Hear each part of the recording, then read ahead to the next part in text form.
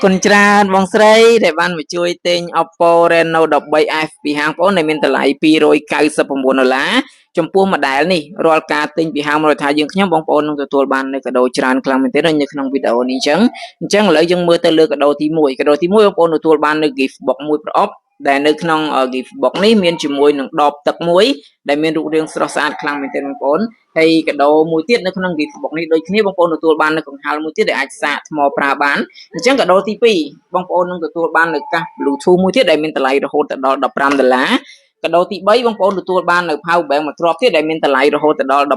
ដូចគ្នាអញ្ចឹងកាដូទី4បងប្អូនទទួលបាននៅ SIM Smart មួយគ្រាប់ទៀតដែលមានតម្លៃរហូតដល់$10ជូនបងប្អូនអរគ្នាមួយទៀតហើយកាដូទី5បងប្អូនទទួលបាននៅជើងទម្រទូរស័ព្ទមួយទៀតដែលមានរូបរាងស្រស់ស្អាតខ្លាំងមែនទែនជើងប្រភេទនេះសម្រាប់បងប្អូនស្រីៗដែលគាត់ចូលចិត្ត live វីដេអូឬក៏ចូលចិត្តថតវីដេអូ TikTok អីងាយស្រួលក្នុងការប្រើប្រាស់ខ្លាំងមែនទែនអញ្ចឹងជាចុងបញ្ចប់នៃវីដេអូយើងខ្ញុំសូមអរគុណដល់បងប្អូនអរគ្នាបានចំណាយពេលទស្សនានៅវីដេអូមួយនេះតាំងពីដើមរហូតដល់ចប់អរគុណច្រើនមួយអរគុណច្រើនបងស្រីបាយបាយ